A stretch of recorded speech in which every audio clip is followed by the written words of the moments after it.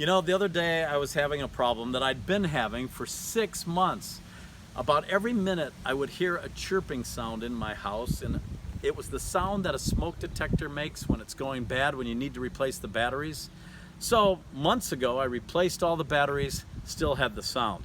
Then I replaced all the fixtures. I hardwired new fixtures in, still had the sound. I'd spent hours on this problem and I couldn't figure it out. I finally called in the pros and we found the answer. I'm going to talk to you about it in your morning cup of inspiration. It was one of those things that persisted that about drove me crazy. I was like, where is the chirping coming from? So I called in an electrician and he listened and he looked and he did what I did. He replaced the fixtures, he took them out one at a time. We had them all disconnected, all out of the house, and guess what? The chirping sound was still there. And I was beside myself. After an hour and a half, I went into my office to work on something else. And about 10 minutes later, he comes in my office and says, I think I've narrowed it down. He said, come here. There's a little closet across the hall from my office. And he opened the door and he said, listen. And the chirping sound sounded louder.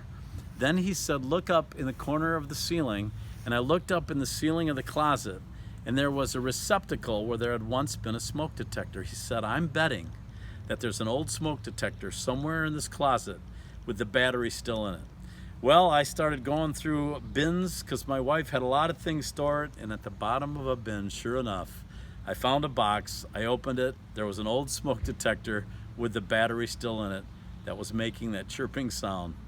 Problem fixed. I took it out of the house. The chirping's gone. You know, the moral of the story is, though, sometimes you have to really listen and you have to know where the voice is coming from. So I ask you, are you listening for God's voice? Are you hearing God's voice? Are you spending time in the Word? Are you spending time in prayer and then just listening? If you want to know the answer, listen for God's voice. The answer will come. It may take a while, but you'll know it when you hear it. I hope that inspires you today. And I'll see you soon for another morning cup of inspiration. And don't forget that tomorrow night is our live event, the 13th of June. Brian and Terry will be here, and we're going to go live. We're going to answer all your questions, and it will be at 8:30 p.m. Eastern Time. And I'm looking forward to it. I hope you are too. God bless.